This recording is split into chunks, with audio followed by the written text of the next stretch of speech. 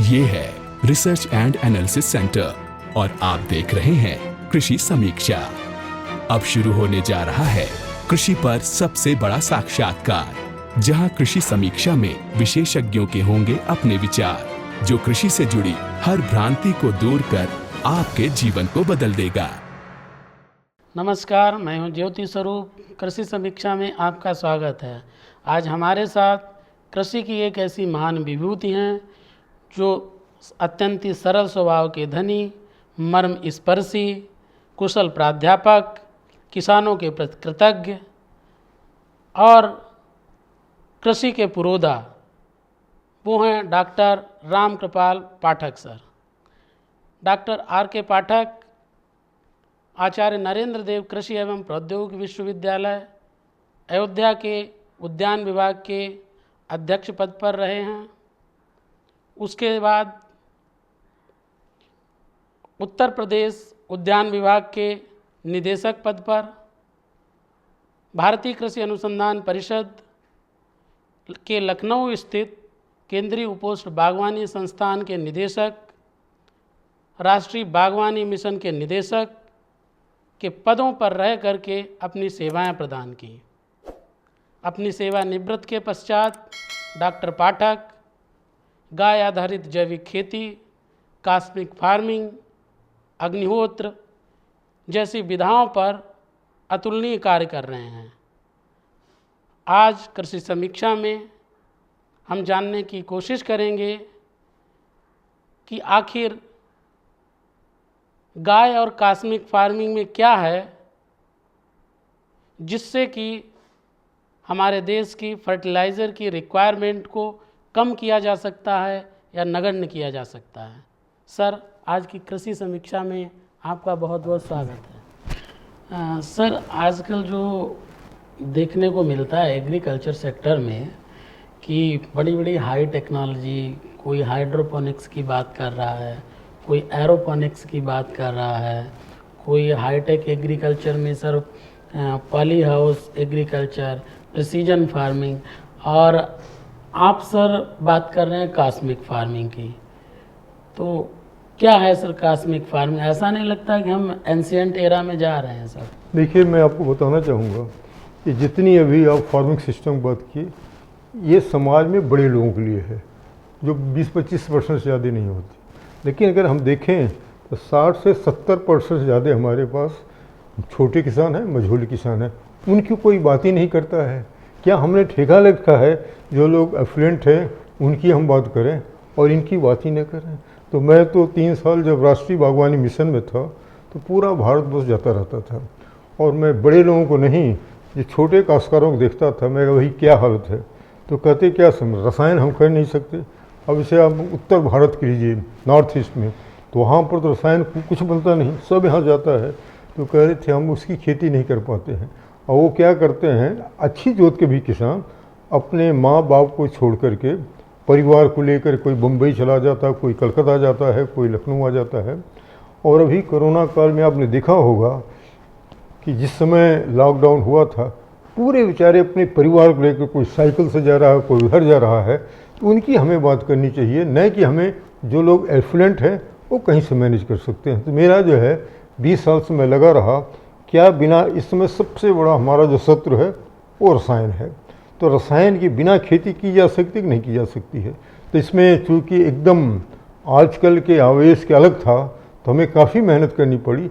और मैं देखने लगा कि जो कॉस्मिक फार्मिंग है, भारतवर्ष जो आदिकाल से विश्व गुरु जो हम लोग कहा करते थे, तो वहाँ पैसा नहीं था। विश्व गुरु में क्या था कि हमारे पूर्वज, जिसको हम कहते हैं कॉस्मॉस या प्रकृति कहिए, क्योंकि कॉस्मॉस मैं इसलिए कहता हूँ, हम पूरे विश्व के लिए लगे हुए कि क्या किया जाए, नहीं तो प्राकृतिक खेती। तो प्रकृति में हमारे जो 5 पंच महाभूत हैं, क्षित, जल, पावक, गगन, समीरा, हमारी शरीर भी उसी से बनी हुई है, पूरा प्रकृति बनी हुई है। तो उनके सापेक्ष अगर हम खेती कर सकें तो हम खेती कर सकते हैं। तो मैंने देखा अब बहुत होता तो क्या करते हैं, क्योंकि अब देखें 60-70 में हमारा उत्पादन इतना कम हो गया था कि हमें यूरोप की टेक्नोलॉजी, यूरोप की जो आबो हवा है, पानी है, सूर्य का प्रकाश है, वो हमसे आलतुगदर है।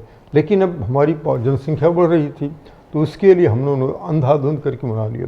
लेकिन आप देखिए तो 5-6 दशक में हमने भूमि की जैविक दशा, वातावरण की परिस्थिति दोनों बिगाड़ दी। जितने हमारे भूमि में सूक्ष्म जीव थे, केंचुए थे, वो सब के सब मर गए। वातावरण में कीट, बर्ड्स, पर परागण वो सब भी खत्म हो गया, चले गए। तो हमारी खेती आजकल तो मैं कहता हूँ कि हम एंटीबायोटिक पर जिंदा है। हमारी ज़मीन भी एंटीबायोटिक जिंदा है, आदमी भी जिंदा है। किसी परिवार में आप देखिए तो कुछ बीमारी है, तो हमें क्या मतलब उनको हमें वैसे छोड़ देना है। तो मैं कभी प्रिसीजन फार्मिंग की बात ऐसा नहीं करता हूँ कि दोनों तरह के, यहाँ पर तो कई तरह के लोग हैं। जो छोटे मझोले किसान हैं, जो निवेश को नहीं खरीद सकते हैं, उनको हमें उनके दरवाजे पर उनके गांव में व्यवस्था करानी है, और जो कर सकते हो चाहे जिसे करें, उसकी मैं आजकल चिंता नहीं करता हूँ। सर ये बात तो सच है कि जो पंच महाभूत की बात सर आप करते हैं, निश्चित तौर पर प्रकृति ने एक निःशुल्क उपहार की तरह हमें प्रदान किया है।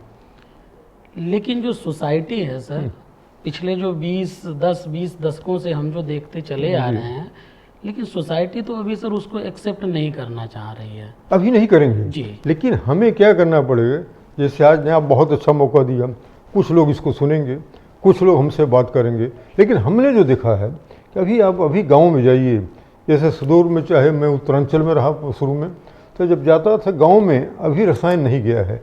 उनके पास देसी गाय है, भले एक पाव दूध देती हो, लेकिन वो जो होता है गाय को अपने परिवार के एक सदस्य मानते हैं, वो खेती करते हैं।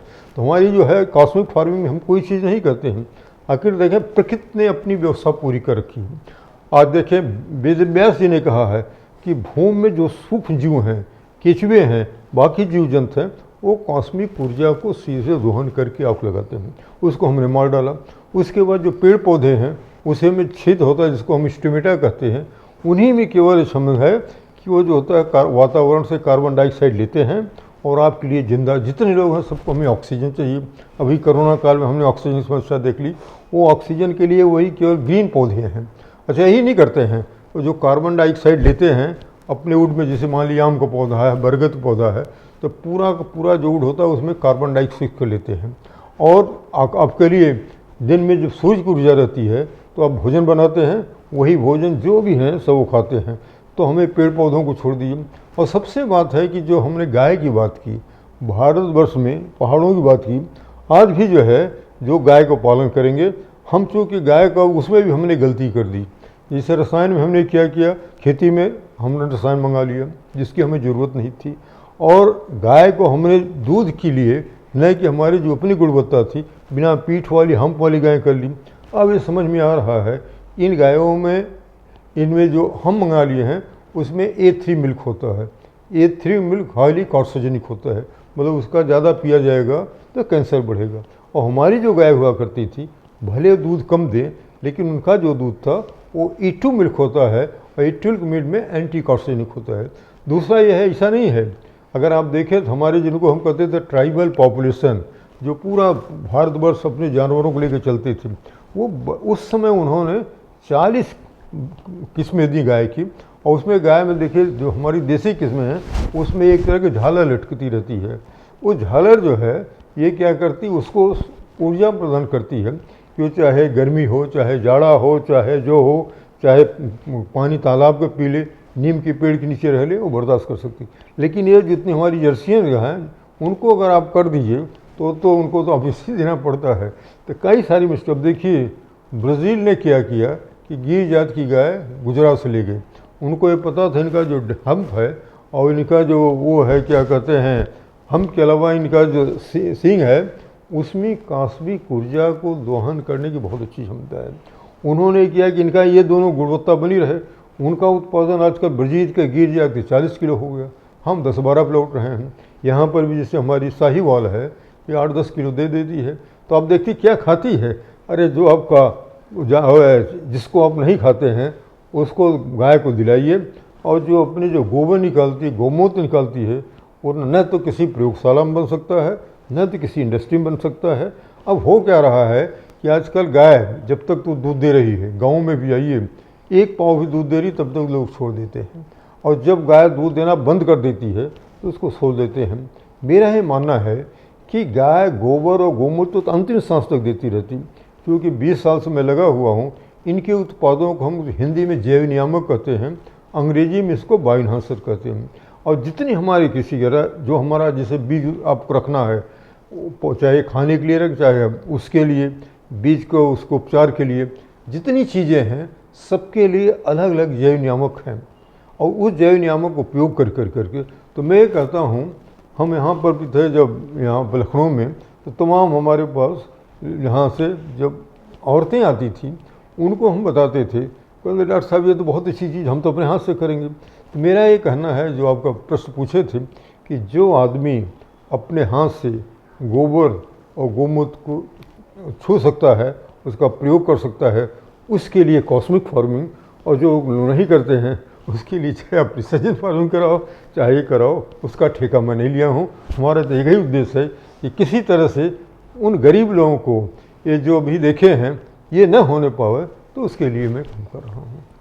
कहने का तात्पर्य सर ये हुआ कि जो यदि हम गाय घर में रखें, चाहे वो देसी गाय हो, और आजकल तो गायों की कमी है नहीं, सबने जो है पॉलीथीन खाने के लिए सड़क पर छोड़ दिया है, तो यदि हम गौमूत्र और गाय के गोबर पर आधारित होकर के बायो एनहांसर्स जैव नियामक बनाएं, तो इससे गांव के क्षेत्रों में जो घरों की महिलाएं हैं उनको रोजगार भी मिलेगा और खेती भी समृद्ध खेती कर सकते हैं, जो विषाक्त रहित खेती होगी। सर मैं आपको साधुवाद देना चाहता हूँ, यही हमारा है, उसको कहते हैं जीवामृत कहते हैं। हमारे पास बीजामृत है, बीज उपचारण के लिए है, जीवामृत है, अमृत पानी है, एक पंचगव्य।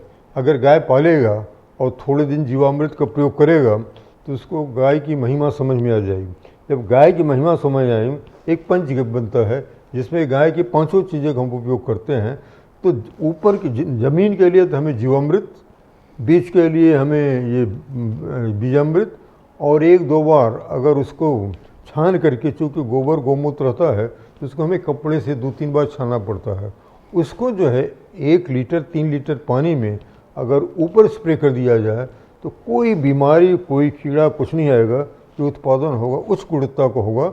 इसीलिए हम आजकल लगे हुए हैं कि किसी तरह से हम किसानों को प्रशिक्षित करके, विशेषकर महिलाएं को उनको दीक्षित किया जाए और अपना बनाएं, 1-2 गाय पालें। मेरा ये मानना है कि 2 देसी गाय से 4 से 5 हेक्टेयर की खेती की जा सकती है। अब तो सही बात है 4 से 5 हेक्टेयर किसी की बात बची नहीं हुई है, लेकिन अपना बना करके आजू बाजू में जो लोग नहीं बना सकते हैं उनको बेचा भी जा सकते हैं। सर अब देसी गाय में ऐसा क्या है कि जो उसके गौमूत्र गोबर में इतनी सारी चीज़ें होती जो विदेशी गाय में नहीं होती? बहुत अच्छा आपने पूछा। मैं जब यहाँ था लखनऊ में CSH में, तो हमने गाय के गोबर को काम कराया। इसमें इस तरह के बैक्टीरियाज हैं जिनको आप देखें, मतलब हमने यहाँ पर जो बीमारियाँ लगती हैं उनके लिए हमें कॉपर ऑक्सीक्लोराइड का पेस्ट लगाना पड़ता था। हमने जो गाय के गोबर का पेस्ट बना करके लगवाया तो एकदम से बिल्कुल कोई वहाँ पर बीमारी नहीं आती। तो सीमेप में गाय के दूध पर बहुत काम हुआ है, और गाय के दूध को एक वैज्ञानिक वहाँ थे, उन्होंने तो कहता है जो साहीवाल गाय का दूध है ये माँ के दूध के मतलब समकक्ष है। और गाय का दूध तो कभी कभी मिलेगा, लेकिन देसी गाय का दूध जो है ये हर समय, अगर थोड़ा सा हमारी सोच हो कि हमें दूध हमारे परिवार में आना चाहिए तो हम दूध उपलब्ध करा सकते हैं। और गौमूत्र पर तो यहाँ NBRI भी एक भी CSI संस्थान, उन्होंने गौमूत्र पर काम किया हुआ है। ये तीनों चीज़ें हमारे लिए बहुत उपयोगी। इसमें होता क्या है कि सॉइल में देखिए आजकल तो लड़ाई क्या हो रही है, एक होता है जिसको हम शत्रु कहते हैं, एक बात की वो कहते हैं मित्र कहते हैं। ये जो मित्रवत, एक कोरोना तो पूरी दुनिया को हिला दिया हुआ, किसी को नहीं हिलाया, लेकिन गाय में जो बैक्टीरियाज होते हैं ये बैक्टीरिया इस तरह के होते हैं, आपकी बॉडी में भी जो आप खाना खाते हैं तो गट में तमाम हज़ारों बैक्टीरियाज होते हैं। अगर आपको सेप्रोफिटिक मतलब जो होता है सत को नाश करने वाले हैं तो आपका डाइजेशन बहुत अच्छा चलेगा। अगर हो जाए पैथोलॉजिक हुए तो बीमारी होगी। तो सब कुछ इस पर है कि हम क्या कर रहे हैं, हम जो होता है शत्रु लोगों को बढ़ा रहे हैं या मित्रवत बढ़ा रहे हैं। तो मित्रवत बढ़ाने में गाय के उत्पाद जो हो उसके साथ उसमें जैसे किसी में दलहन मिलाना पड़ता है, किसी में गुड़ मिलाना पड़ता है, वो इसके लिए है कि किस तरह से होते हैं। तो हमारी लड़ाई यही है कि हम किसान कितना सक्षम बना दें कि उसके मित्रवत जो होती है, जीव जंतु हैं, केंचुए हैं, ये ज़्यादा से ज़्यादा हो जाएं और शत्रु अपने आप, जब ये मित्र बढ़ जाएंगे तो शत्रु अपने आप ख़त्म हो जाएंगे।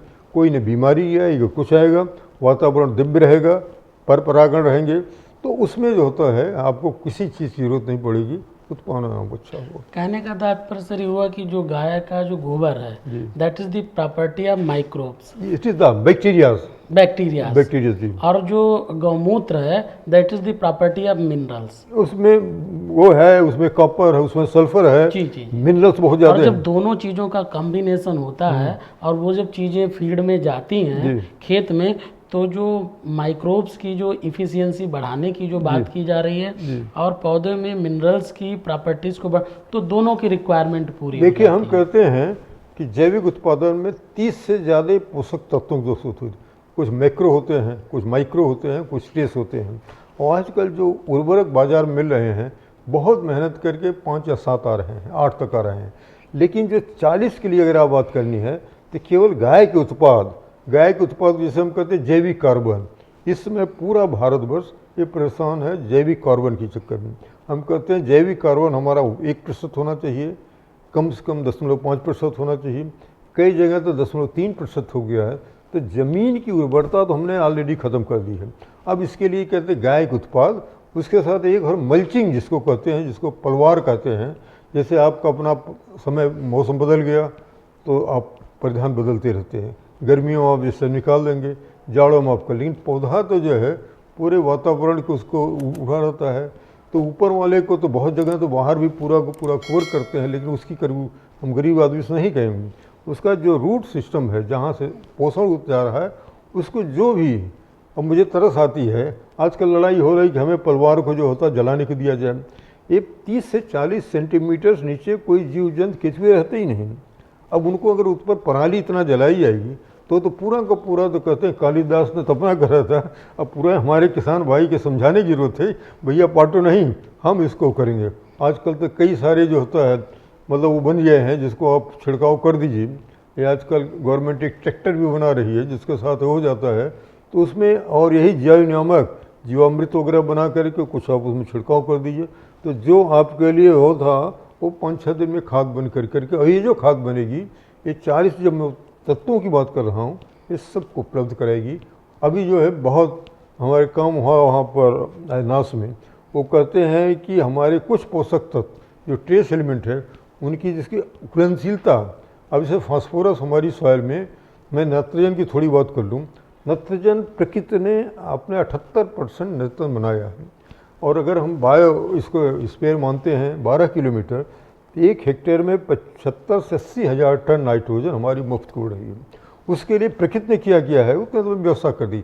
तमाम पौधे जो दलहनी ग्रुप के हैं, बाकी जैसे ग्लिसरीडिया है, बहुत सारे हैं, इनके भी बैक्टीरियाज होते हैं, सब बैक्टीरियाज की बात है, वो जो होते हैं वातावरण के नाइट्रोजन को पकड़ करके आपके खेत में लाते हैं। दूसरे फास्फोरस जो है, अब नाइट्रोजन तो हमें अभी भी 20% नाइट्रोजन के लिए हमें बाहर से मंगाना पड़ता है। फास्फोरस के लिए जो रसायन है वो हमें बाहर से लाना पड़ता है, और रसायन के लिए उसे पैसा देना पड़ता है आपको। लेकिन हमारी ज़मीन में फास्फोरस 100 साल के लिए है, केवल फास्फोरस घुलनशीलता बढ़ानी है। अच्छा, बहुत सारे, एक हमने भी और गलती की है, हमने मतलब हमारे वैज्ञानिकों ने किया है कि प्रकृति में अगर आप देखें तो 90% से ज़्यादा ऊर्जा हमें वातावरण से मिल रही है। 44% कार्बन, 44% ऑक्सीजन, 6% हाइड्रोजन, और वातावरण में जो 5-6% नाइट्रोजन है, यूरिया का है, उसके लिग्यूमिनस पौधे कर सकते हैं, तो हम सीधे कर सकते हैं, या तो उसके बाद दूसरा फास्फोरस या बाकी तत्व हैं वो हमारी ज़मीन में मतलब ऊपर नहीं हो सकते, नीचे हो सकते हैं। अब नीचे वाले कैसे आएँ, उसके लिए हमें कुछ पेड़ पौधों की बात करनी पड़ेगी, दलहनी पौधों की बात पर, जिससे अरहर वगैरह उसकी बात करनी पड़ेगी। और इससे जब होंगे ऐसे केंचुओं को हमने हज़ारों साल तक हमारी खेती केंचुए करते रहे, हमने केंचुओं को मार डाला। तो अब मार डाला तो जो ऊपर नीचे का काम करता तो करता नहीं। अच्छा, केंचुए में है एक खेत से जिससे जाते हैं वो दूसरे से उठते हैं, तो जो करते हैं ज़मीन पोली होती है, तो जो भी पानी थोड़ा बरसा वो पानी पूरा का पूरा वहीं जज्ब हो जाता है। अब हमारा जो ज़मीन को हमने सीमेंटिंग कर दी है, तो उसके कारण जब पानी बरसता है, एक मोटा आंकड़ा है कि जितना फर्टिलाइज़र भारत के उद्योग एक साल में बनाते हैं, उतना बह करके आपके भूमिस्खलन के साथ ये जह कर जा करके सागर में मिला जाता है। तो हमारी सोच में बदलने की जरूरत है।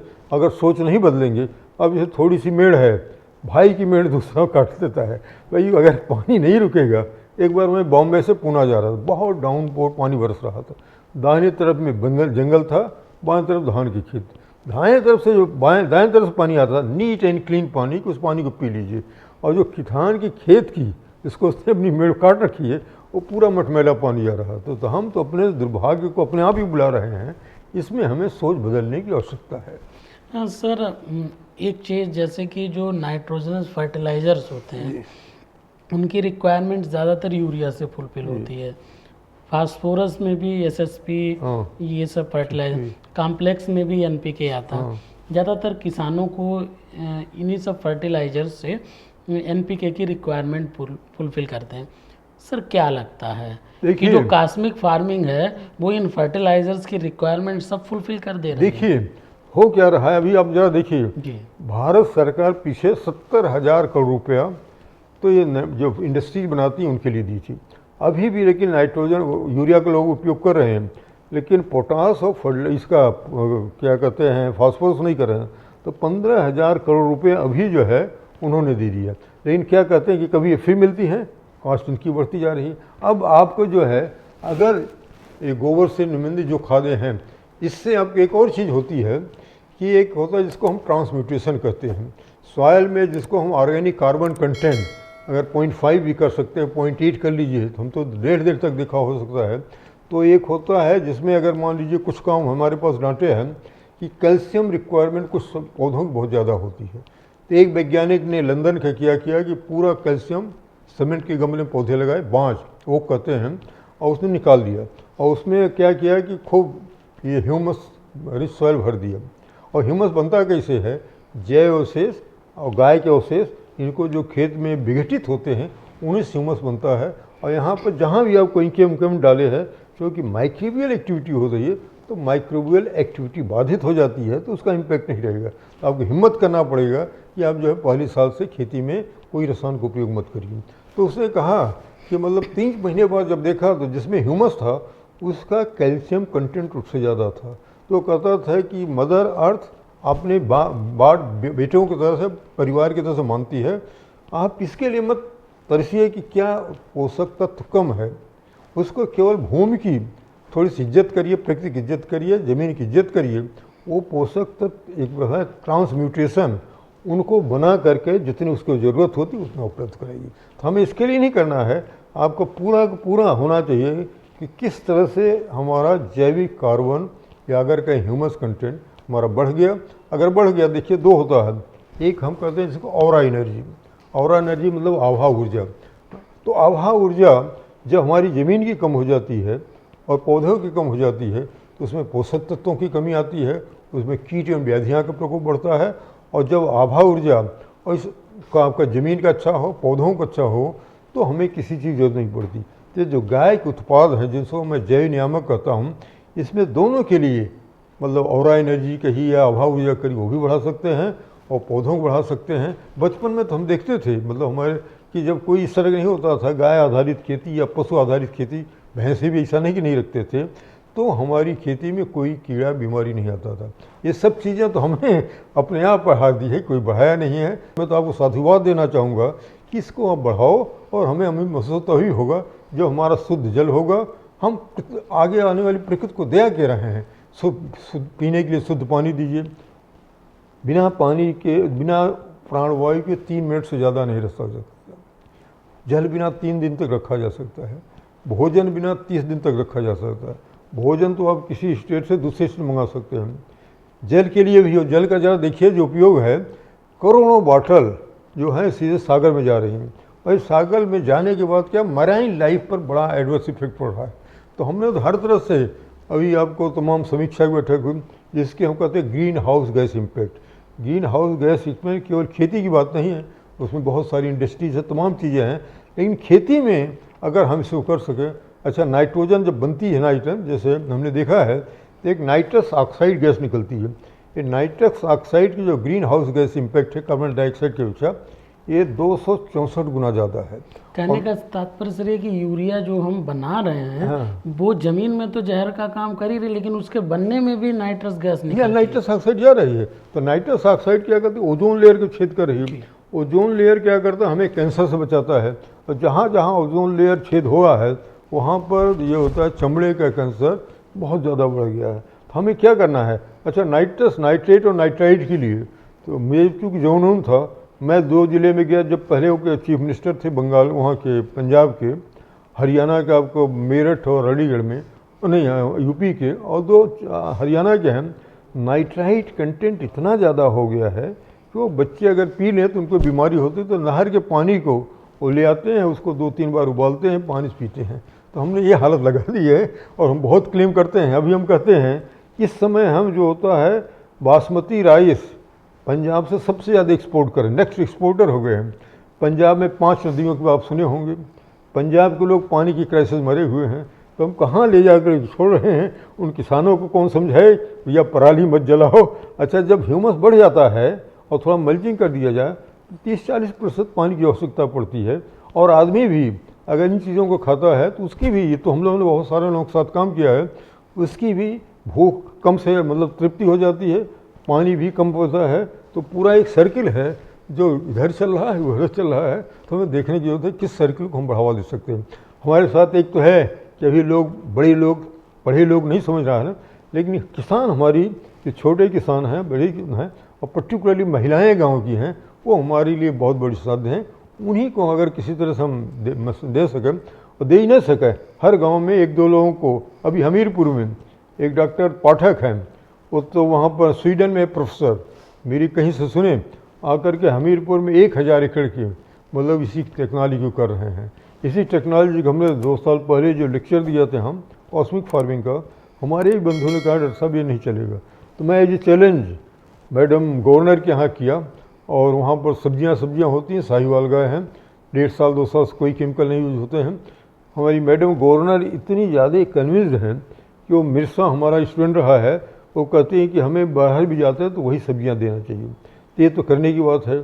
जो इस समय गवर्नर गुजरात के हैं, पहले हिमाचल प्रदेश गवर्नर थे।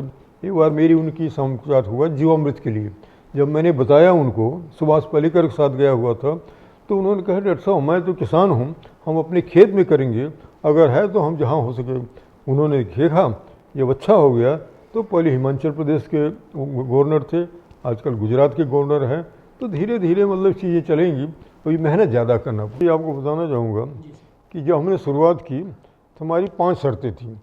पहली शर्त थी कि सकल उत्पादन किसी तरह से कम नहीं होना चाहिए पहली बार से।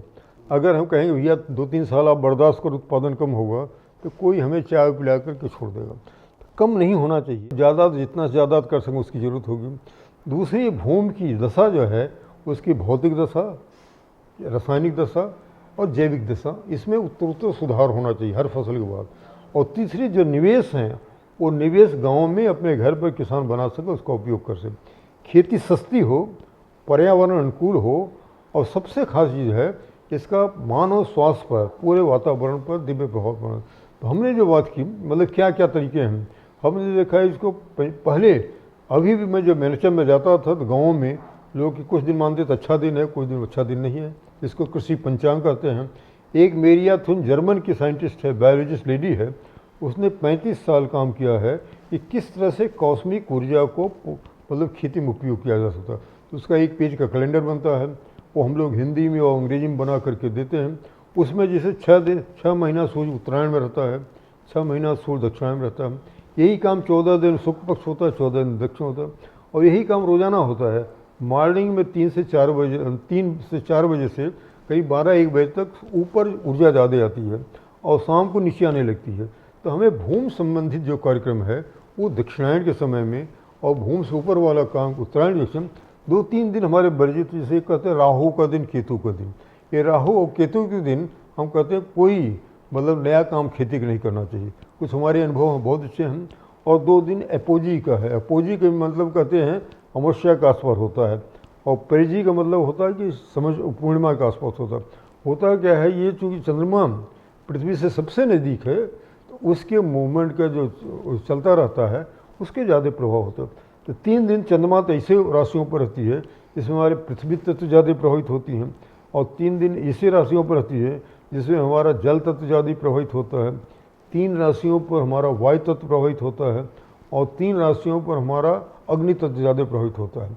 तो जो चीज़ें हमें ज़मीन के अंदर हैं, जैसे जितनी चीज़ें हैं ज़मीन की बात है, और ज़मीन के ऊपर जिसमें पानी की ज़रूरत पड़ती है और उसमें गन्ना भी उसी में आ जाता है, और जो फूल वाले पौधे हैं, इन ज़्यादातर पौधे हमारे जो है और फल के बीज हैं, उनके अग्नि तत्व के दिन होने चाहिए। इन्हें पता कैसे चले? उसका जो हम कैलेंडर बनाते हैं उसमें सब लिखा रहता है कि ये राहु केतु के दिन है, ये इनके दिन है। उनको किया जाए तो 12 से 15% उत्पादन इसी से बढ़ जाता है, उत्पाद की गुणवत्ता अच्छी होती है, कीट एवं व्याधियों का भी प्रकोप थोड़ा कम होता है। मतलब सर खेती में क्रॉप कैलेंडर को समायोजित किया जाना चाहिए और कैलेंडर के हिसाब से ही बीज की बुवाई कटाई उस तरह से करना चाहिए, तो उसका ज़्यादा लाभ मिलेगा। आसान होता है। और मैं तो ये कहता हूँ कि कम से कम पहले आप ये करिए, जिसको कि नुकसान वाले हैं उनको अवॉइड कर दीजिए। जी जी। एक गमले में आप लगा कर देख जी, लीजिए, जी। अगर उसका प्रभाव पड़ता है तो उसको कह दिए भाई ये हमें नहीं करना है, 4 दिन मत करिए।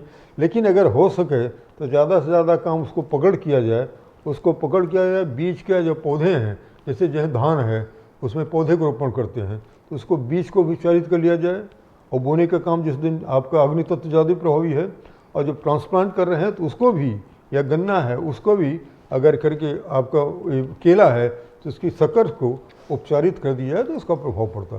तो 12 से 15% उत्पादन बढ़ गया, उत्पाद की गुणवत्ता अच्छी हो गई, कीट व्याधियों को हो।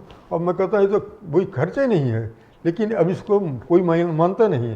तो मैं कहता हूँ यार 2 गमले में कार्य देखो, अगर इफेक्ट है तो मैं जितने किसानों को भेजता हूँ हर साल उसमें से 2-4 और बढ़ जाते हैं कि साहब अब अगला वर्ष आने वाला है, अगला कैलेंडर भेज दीजिए। तो इसका मैं मानता हूँ कि किसी वाला इसमें है कृषि पंचांग उपयोग। अच्छा, पौधों का तो जितने ज़्यादा से ज़्यादा आप चाहे उसको सब ग्रीन मैन्योर रूप में करिए, चाहे सब फसली खेती। मुझे तो याद आता दादी का, अगर मक्का बोया जाता तो उसमें उर्दी देती थी बो दो। गेहूँ उस समय गेहूँ तो नहीं होता था, जौ बोया जाता था, उसमें कहते 2-4 मटर ले जाकर छिड़क दो, उसमें फलियाँ आएंगी, उसके बहाने तुम लोग जाओगे। यही नहीं था, वो कॉम्बिनेशन था डाई कार्ड मोनो कार्ड का। अब इन चीज़ों को भुला दिया गया और तमाम चीज़ें हैं ये हम ही लोगों ने किया है। अब समझ में आ रहा है कि ये गलती हो गई है। अरहर जो है इतना महंगा 150 रुपये किलो दाल हो जाती है। अरहर जो होता बहुत कम चीज़ है, ज़मीन को पोली भी करती है, इतना ज़्यादा बायोमास होता है वहीं के बना। तो हमें सोच की ज़रूरत पड़ रही है। कहने का सर सेंस ये जाता है कि जो कॉस्मिक फार्मिंग है और गाय है, देसी गाय, तो दोनों एक दूसरे के पूरक हैं। किसान ये 2 चीज़ों को अपना ले, क्रॉप कैलेंडर और गाय आधारित जैविक खेती करे, तो उसको किसी भी केमिकल और फर्टिलाइज़र की जरूरत नहीं पड़ेगी। हमारी जो तकनीकी है जी, वो 5 है। पहला तो है कि कृषि पंचांग का उपयोग करना, दूसरा है दलहनी फसल, मतलब ज़्यादा से ज़्यादा ग्रीनिंग ऑफ दीजिए। बीमारियाँ क्यों बढ़ गई? गांव से हमारे बरगद चले गए, पाकड़ चले गए, पीपल चले गए, दरवाजे से नीम चली गई, गाय चली गई, आंगन से तुलसी चली गई। अगर इतनी चीज़ें चली गई तो हमने 20 बीमारियाँ बन। तो अगर इसको करना है तो हमें सामूहिक रूप से, अभी तो बहुत सारे मतलब लोग, चीफ मिनिस्टर भी करोड़ों पौधों की बात कर रहे हैं, लेकिन करोड़ों पौधे कितना स्थापित हो पाते हैं ये सबसे ज़रूरी चीज़ है। अगर इसमें जिसमें गांव वालों को नहीं इन्वॉल्व करोगे, और इसमें तो कहते हैं जैसे आप शादी को बनाते ये करते हैं, अभी पितृपक्ष आने वाला है, पितृपक्ष में पंडित जी को लोग खिलाएंगे, लेकिन उस दिन कोई एक वृक्ष लगा दिया जाए और हर साल उस पितृपक्ष में उसी के नीचे जा करके उसको पानी पुनी दिया जाए। हमारी तो मतलब संस्कृति बड़ी दिव्य रही है। पीपल की पूजा, बरगद की पूजा, नीम की पूजा, तुलसी तो हर रोजाना दीपक, वो भी किसका, मिट्टी का दीपक, घर का बना हुआ घी वो दिया करता है। तो उसके सब की एक एक माने हैं, उसको सबको समझना पड़ेगा और उसको अपनाना पड़ेगा। ये तो सर वही बात हो गई, हम लोग पढ़ते भी थे कि हिरन के उसमें एक मणि होती है और उससे खुशबू आती है, वो जंगल में सर घूमता रहता है कि ये कहाँ मिलेगी। उसको ये एहसास ही नहीं होता कि ये तो उसी के पास है। तो ये तो सर खेती का वही एक दृष्टांत हो गया कि किसान को पता है सब कुछ उसके पास है और सरकार को पता है कि मेरे पास रिसोर्सेस हैं, और वो बाहर से पोटेशियम फर्टिलाइज़र, फास्फेटिक फर्टिलाइज़र वहाँ से इंपोर्ट कर रहे हैं। देखिए मैं आपको बताऊं, हम आप केवल इतना ही करिए, आपसे मैं बहुत देर से कह रहा हूँ कि 1-2 गांव में हम दिखा दें, और कम से कम आजकल के प्रधानमंत्री वो तो जा कर करके, और जिस दिन उनको पता चल गया, मैं लगा हुआ हूँ, ऐसा नहीं कि मैं छोड़ा हुआ हूँ, कि जिस दिन पता चल गया ये पूरा का पूरा, डॉक्टर पाठक तो अभी गए स्वीडन में, हमारा पोलैंड का सेंटर भी देखने जाएंगे, वो कहते थे डॉक्टर साहब हम आपको हमीरपुर जैसा बैकवर्ड डिस्ट्रिक्ट में 1000 एकड़ में आपको दिखवाएंगे, और जिस दिन दिखवाएंगे मोदी जी जा कर के उसको देखेंगे, और जिस दिन वो देख लेंगे तो पूरा विश्व को अगर गुरु फिल्म बनाना है तो हमें जो है इसके चक्कर में नहीं पड़ना चाहिए, कौन लड़ाई कर रहा है कुछ कर रहा है। होता क्या, ये भी क्यों हो रहा है, इसकी मैं बड़ी समीक्षा की। ये तो प्राणिक ऊर्जा, प्राणिक ऊर्जा न तो कहीं से खरीदी जा सकती है न तो कहीं से बनाई जा सकती है। ज़्यादा से ज़्यादा जहाँ जंगल हो जाना हो वो प्राणिक ऊर्जा, और उसके साथ अग्निहोत्र को भी अगर जोड़ दिया जाए तो प्राणिक ऊर्जा वहाँ बनती है। तो प्राणिक मुझे बार बार तो हम बसंत पंचमी पे कहते थे डॉक्टर साहब अगर करना है तो ट्राइबल इलाकों में आप जाओ जहाँ पर आजकल इतनी प्रॉब्लम हो रही। ट्राइबल के साथ एक बार मैं वेस्ट बंगाल में गया और ठीक ट्राइबल के गांव, माओ वाला जो गांव था उसमें मैं गया, गेस्ट हाउस में खैर रुका। डायरेक्टर हार्टिकल्चर यहाँ कुछ बात किया, उसको बुखार आ रहा था, क्या हो जाएगा। उन्हीं लोगों को बुला करके मैंने आधे घंटे उसको दिखाया, जो प्रधान था उसका। कहें डॉक्टर साहब इसकी तो कोई बात ही नहीं किया। नेक्स्ट डे अगले दिन सुबह जो है अपने घर कहता हम लोग तो कोई रसायन का उपयोग नहीं करते। वो जो सब्जी ला करके बना के खिलाया, मुझे आज भी याद आता है कि वो ट्राइबल फार्मर मतलब बिना किसी रसायन के। तभी आप भी आइए, ऐसा नहीं है इस इलाकों में जहाँ पर आदमी नहीं गए हैं, आदमी का ज़्यादा प्रभुत्व नहीं हुआ है, वहाँ पर आज भी खेती हो रही है। थोड़ा उसमें ऐड करने की, भाई इसमें कैलेंडर का उपयोग कर लो, इसमें ये कर लो। वो गाय को सीधे उपयोग करते हैं, उनका ये बना लो, जैव नियामक बना लो, तो उनकी खेती सुपर हो सकती है। और इंडिया के लिए इससे बढ़िया कोई मौसम नहीं। भाई मोदी जी क्या रहे हैं कि एक तो अमृत महोत्सव की बात कर रहे हैं, दूसरा कह रहे हैं 2022 तक 20% यूरिया की बात कम करी। अरे जब इतना यूरिया है तो हमें तो नो यूरिया की बात करनी चाहिए। तीसरा वो क्या कर रहे हैं, आत्मनिर्भर भारत। इतना आगे बढ़ने के बाद भी अभी हम 1 भी ग्राम पोटेशियम नहीं बना पाते। पूरा कनाडा से कनाडा यूज़ करते हैं। और जो ये पराली जलाते हैं इसमें 70% जो होता है पोटास वो जल जाता है। सोचिए क्या हम गलती कर रहे हैं, सल्फर जल जाता है, सब चीज़ें जल जाती हैं। और उसके बाद उन्हीं पराली को हमें वहीं पर गाय स्टेज को कर करके उसको चाहे आप कंपोस्ट बना लो, चाहे मल्च कर दो, मल्च के बाद इसको ड्रेंच करने का मतलब तर कर दीजिए, तो वहीं पर अपना फास्फोरस चाहिए और पोटास चाहिए। और फास्फोरस के लिए हमारे पास जो माइक्रोब्स हैं इसमें कई सारे, जैसे ये इसका क्या अग्निहोत्र भस्म है, अग्निहोत्र भस्म हमने कुछ काम कराया है, उसमें जो है अगर कहीं डाला जाए 1% तो उसमें नाइट्रोजन बैक्टीरियाज 100 टाइम्स बढ़ता है, मतलब इतना नाइट्रोजन वो भी हेल्प करता है। और फास्फोरस सॉल्युबलाइजिंग बैक्टीरिया ये 1000 टाइम्स बढ़ जाते हैं। अब 1000 टाइम्स फास्फोरस अगर केवल वो ये अग्निहोत्र भस्म बढ़ जाता है तो हमें कहाँ से फास्फोरस की जरूरत पड़ी है। और जो पूरा का पूरा जो अवशेष वहीं विघटित हो रहा है, जैसे मैं बताया वो 40 होते वो सब के सब वहीं उपलब्ध होंगे। कहीं करने की ज़रूरत है और इसको खाली बात करने से नहीं बनेगा। और हमें ये करना पड़ेगा, ठीक है बड़े लोग प्रिसीजन फार्मिंग करें वो करें। मैं पहले भी एक अपने वैज्ञानिक को भेजा था इसके लिए क्या कहते हैं एंटी वायरस, ये वायरस को बनाना में, और नहीं पपाया के लिए 2 बार हो गया ट्रेनिंग लेने की। जब आया मैं कहा यार इसके लिए पोषण के लिए क्या करोगे, और बाकी कोई कीड़ा लगेगा क्या, वो वायरस के लिए तो करेगा, इस आप तो फर्टिलाइज़र डालेंगे, तो फर्टिलाइज़र डालेंगे तो हमारे सॉइल की बायोलॉजी तो वहीं ख़त्म हो जाएगी। मैं कहा भैया तुम करो ना, तब तक खैर मेरी छुट्टी मिल गई तो मैं इसमें लगा रहा कि भाई क्या किया जा सकता है। तो बहुत अच्छा स्कोप है, थोड़ी हिम्मत करने की ज़रूरत है और गांव वालों को इकट्ठा करने की ज़रूरत है। पर्टिकुलरली लेडीज़ को मत छोड़िए, या जो लोग गांव में ऐसे छूट जाते हैं बुजुर्ग लोगों को, वही लोग थोड़ा सा उनको मॉनिटर किया जा सकता है। बहुत कुछ इस देश के लिए दिया जा सकता है। और मेरा तो मानना है कि थोड़ा सहयोग मिलता रहा तो भारत को विश्व में खेती में पहले जो था पूरा का पूरा विश्व के लिए हमारे साउथ इंडिया से मसाले जाया करते थे, अब बातें ख़त्म हो गई हैं। पुनः उसको करने के लिए मसाले जाते थे, ये जाता था हमारा तमिलनाडु से राइस का प्रोडक्शन उस समय 20 टन पर हेक्टेयर तक रिकॉर्ड है। अब सब कुछ करने के बाद हम 12 टन से ऊपर नहीं जा रहे हैं। तो ये सब होता रहा है। कॉटन में हम बहुत, कॉटन में तो बताते हैं कि जो चाहते तो कलर की कर लेते थे, और सिल्क फैब्रिक्स में मैं भारत की बस बात कर रहा हूँ तो हम ढाका को भी उसमें जोड़ रहे हैं, उसमें तक्षशिला को जोड़ रहे हैं। ये सब चीज़ें यहाँ पर थी, हम लोग भूल गए, अब यहाँ पर आ गए हैं, अब इनको आगे बढ़ाने की जरूरत है। सर जो पिछला जो 10-20 दशक का जो टाइम गया, जब उसमें गाय की बात करते थे, अग्निहोत्र की बात करते थे, कॉस्मिक फार्मिंग की बात करते थे, तो चाहे वो गवर्नमेंट साइड से हो चाहे सोसाइटी की साइड से हो, उसको धर्म से जोड़ दिया जाता था। और कहते थे कि ये तो एक धर्म विशेष की बात।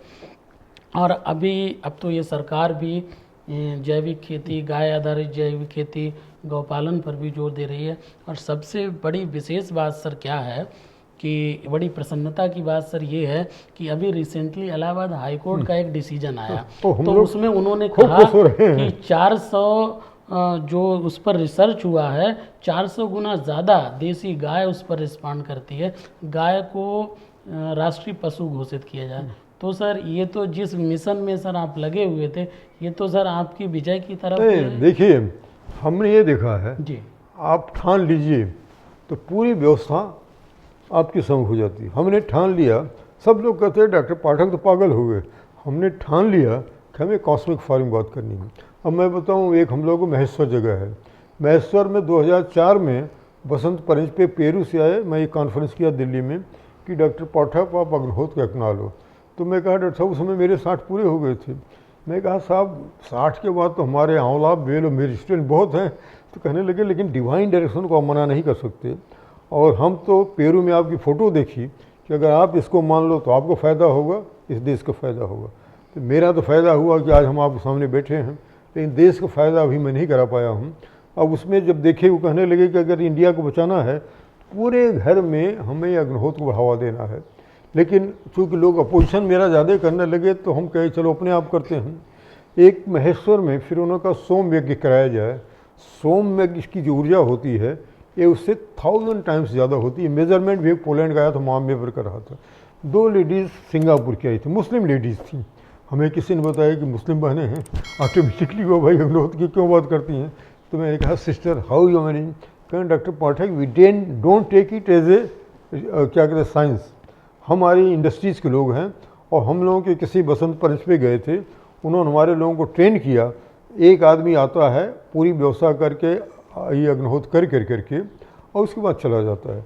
हमने स्टैटिकली देखा है कि हमारे जो लेबर एम्प्लॉयज़ हैं उसको 20 से 30% उसका ये बढ़ जाती है, इफेक्टिविटी बढ़ जाती है। तो बताइए कितना सस्ता है अगर इस तरह की चीज़ें होती हैं। तो अगर होती हैं इसका मतलब एक बात जो गांव में देखने में आती है सर अक्सर कि जो देसी गाय हैं वो लोग जब तक वो दूध देती हैं तब तक वो रखते हैं, दूध जब वो छूट देती हैं तो उनको छोड़ देते हैं रोड पर कचरे में खाने के लिए, खेतों में घूमने के लिए।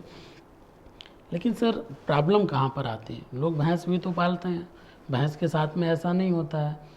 एक जो बेसिक रीज़न आता है, जो देसी गाय जो दूध देती है वो 1 या 2 लीटर दूध देती है और उसका जो ड्यूरेशन भी होता है वो 1 या 2 मंथ का होता है। अगर साहीवाल को देखें तो साहीवाल गाय अच्छी मिलती नहीं है, लोग साहीवाल को पालना चाहते हैं। तो क्या सर हम और जो सर हम लोग पढ़ते हैं देखते हैं कि जो गायों की ब्रीड्स हैं साहीवाल, गिर, दशकों पहले यही ब्रीड्स थी, आज भी यही ब्रीड्स हैं।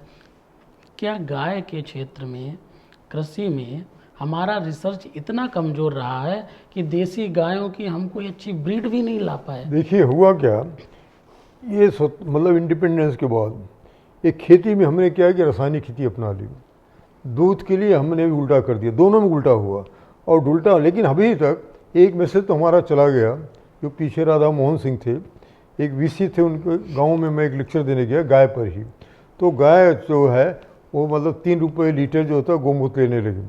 इस मैसेज को तो उन्होंने उनको दे दिया। अब ICAR ने डिसीजन ले लिया है, एक करनाल में और एक कर्नाटका में, कि देसी ब्रीड की गायों पर काम होगा। लेकिन बाकी अभी मैसेज जा नहीं पाए। मैं 1-2 बार गया तो टूर पर रहते थे, कभी मिल नहीं पाए। तो ये मैसेज को अगर चला जाए, अब ऐसा नहीं, अब तो आजकल सोच बदल रही है कि हमें उन ब्रीड्स की बात करनी है और हमारी जैसे गंगा तीरी है। लेकिन एक मैसेज और आना है कि आजकल बच्चे भी हर चीज़ को देते लाभ और हानि का सौदा। अगर आप किसी तरह से ये दिखा सके कि गाय का केवल दूध ही नहीं बल्कि गाय का गोबर और गोमूत्र अंतिम सांस लगा रहा है, उससे जो होता है ये जीवामृत बन रहा है, उससे से पेस्ट बन रहा है, जहाँ करने की बात करते हैं उससे बीजामृत बन रहा है। और थोड़े दिन में अगर मान लीजिए केवल इसको दिखाया जाए। अब जैसे एक बार मैं लखनऊ की बात बताऊं, लखनऊ में 3-4 साल पहले बहुत तगड़े में गेहूं की सीजन में हवा चली, काफ़ी सारा लोगों का गेहूं गिर गया। एक किसान मेरे पास आया तो मैं उसको जीवामृत दिया था, तो कहा कि डॉक्टर साहब एक बार चले आते, हमारी गेहूँ भी बिल्कुल गिरा नहीं है। मैं कहा यार क्या बात हो गई।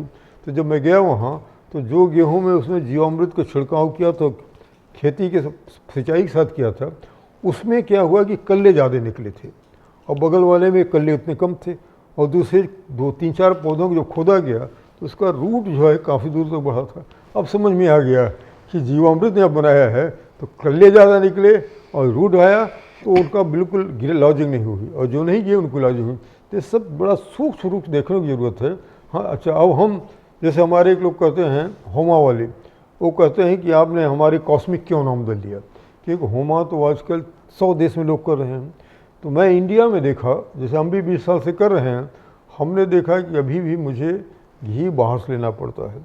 और कोई एक हमारा जो कि मतलब गाँव में करता है कि डॉक्टर साहब आप अपना अग्रहोत्र बंद कर दीजिए, अगर यही घी आपको खरीदना है तो हमने देखा कि 5 उसमें चीज़ें ज़रूरी हो जाती हैं। एक तो गाँव के पिरामिड, जो कि पिरामिड जो होता है 2500 साल तक चल सकता है, गाय के गोबर बनता है। ये कैरो के जो पिरामिड्स हैं वो ऊर्जा के लिए बनाए थे, गीज़ा के पिरामिड, हाँ ये उठा दो, बनाए गए थे। ये ऊर्जा संरक्षण का बहुत बड़ा चीज़, ठीक है। हाँ, तो ये तो होता है पिरामिड। ये पिरामिड जो गीज़ा वाले पिरामिड हैं इसी तरह से हैं, और अब इस तरह से रखा जाता है। इसमें क्या करते हैं, एक तो पिरामिड तो कोई यूज़ कर सकता है, जो अगर इसको न कर सके वो मिट्टी का भी, लेकिन इसका साइज सेज आकार यही होना चाहिए, वो लोग कर करके डेवलप कर लेते हैं। लेकिन ये अगर 25-30 साल तक चल रहा है। अच्छा, इसमें सूर्य की, हमारी सूर्य की ऊर्जा, ये नासा कहता है कि 1% सूर्य की ऊर्जा को अगर दोहन कर लिया जाए, पूरे विश्व की ऊर्जा का जो मांग हो पूरी की जा सकती है। तो मेरा उसका ठेका तो नहीं है, मैं तो यही करता हूँ खेती में उसको बढ़ावा दे सकूँ। इसमें एक इसमें निशान बना रहता है, इसको सदैव हम पूरब तरफ रखते हैं, और इसमें गाय के गोबर के पतले उपले सेट करके जिसे हरा लगता है उसे लगा दिया जाता है, और एक उपले के टुकड़ों को बाहर इसको निकाल करके उसमें घी चुपड़ करके इसमें यूँ रखते हैं कि उसमें हवा जाती रहे, और घड़ी में समय देखते रहते हैं उस जगह का सूर्योदय सूर्यास्त हो रहा है। सूर्योदय के समय वाला घी जो है, जो अक्षत चावल मतलब जिसमें कण टूटे न हों, दूसरे जो है अगर जैविक विधा द्वारा उगाया गया तो बहुत अच्छा चावल है, और नहीं है तो जो उपयोग करें उसी करते हैं, उसमें जो टूटे कण उसको निकाल दीजिए। और उसको चूँकि 2 आहुतियाँ देनी होती है, तो बाएं हाथ में और या तो तांबे की प्लेट में थोड़ा चावल, मुद्रा ये रहती है, और उसमें छोड़ लिए, देखते रहते हैं घड़ी में कि वो हो रहा है, सूर्योदय हो रहा है। सूर्याय स्वाहा सूर्याइदम नमः प्रजापते स्वाहा प्रजापते इदम नमः। ये जो हम रिसोनेंस पॉइंट लगा लेते हैं तो 200 एकड़ एरिया एक जगह से मैनेज किया जा सकता है। शाम को इसी में पहला मंत्र बदलता है, अग्नि स्वाहा। एक मिनट सर जी, कि जिस जगह पर अग्निहोत्र करते हैं उस जगह से 200 एकड़ का एरिया, जहाँ पर अग्निहोत्र करेंगे वहाँ पर 200 एकड़ का एरिया अपने आप कैप्चर हो जाता है क्या? नहीं, ऐसा करते हैं जैसे मैंने 200 एकड़ की बात की जी, 80 हेक्टेयर तक हम लोगों ने देखा है। तो होता क्या है कि फिर हमें तब एक पाथ की जरूरत नहीं पड़ती है, तब 10 पाथ की जरूरत पड़ती है। जी, जी। उसको हम कहते हैं रेसोनेंस पॉइंट लगाना। रेसोनेंस। तो जो है अगर 200 एकड़ एरिया तो 400 मीटर पर 4 पिरामिड पाथ रख दिए जाते हैं, करीब 1-1.25 मीटर हुआ। ये क्या करते हैं, जब यहाँ से ऊर्जा गई तो उसके वहाँ तक जाती है, और वहाँ से 12 किलोमीटर ऊंचाई तक जाती है, और वहाँ से जो वो है कॉस्मिक ऊर्जा वो ला करके भस्म में समा देती है। कुछ लोग तो इसके जो भस्म तैयार होता है इसको कहते हैं मिरेकल डस्ट। लेकिन हमने अभी बताया कि अगर उसको खेत में ज़मीन में यूज़ करिए तो उसका नाइट्रोजन के दोहन की वो माइक्रोस बढ़ जाते हैं, और फास्फोरस के बढ़ जाते हैं जो उसका घोलन काम करते हैं। तो सर बड़ा मिरेकल है, कभी पूरा का पूरा इस पर बोलना हुआ तो बोला जा सकता है, इतना नहीं समझाया जा सकता है। तो हमने उसको यही कहते हैं कि भाई उससे कैलेंडर की बात कोई नुकसान नहीं है, मल्च को उसको उपयोग कर लिया जाए। हमारा तो चैलेंज है कि उसका जो उत्पादन है वो दूसरे आजू बाजू के गाँव वालों से ज़्यादा होना चाहिए। कुछ चीज़ें ऐसी हैं जो किसान कर सकता है, तो हम इसीलिए उसको कॉस्मिक फार्मिंग कहते हैं। नहीं तो जो लोग राइट टाइम पर अग्निहोत्र किसी कर रहे हैं उनका उत्पादन कम नहीं हो रहा है। मित्रों, हमारे साथ में आज हैं डॉक्टर राम कृपाल पाठक जी, जिनका अग्निहोत्र पर, कॉस्मिक फार्मिंग पर, गाय आधारित जैविक खेती पर काफ़ी बड़ा योगदान रहा है। जहाँ तक मैं समझ पा रहा हूँ कि यदि डॉक्टर पाठक की विधाओं का अनुसरण किया जाए तो खेती में केमिकल फर्टिलाइज़र्स की ज़रूरत, रिक्वायरमेंट बिल्कुल ख़त्म हो जाएगी और हमें जो खाद्य पदार्थ मिलेंगे वो बिल्कुल शुद्ध मिलेंगे और हम बीमारियों से ग्रसित नहीं होंगे। और जहाँ तक देसी गायों का सवाल है, तो जो भी हमारे साइंटिस्ट हैं तो उनके लिए भी ये एक रिसर्च का विषय बनता है कि देसी गायों पर रिसर्च किया जाए, जिससे गायें ज़्यादा से ज़्यादा, हमारे किसान भाई गौपालन करें, उनको ज़्यादा से ज़्यादा मिल्क प्रोडक्शन मिले, गौमूत्र और गाय के गोबर आधारित खेती करें, तो निश्चित तौर पर हमारा देश खेती के मामले में विश्व गुरु बनने में देर नहीं लगेगी।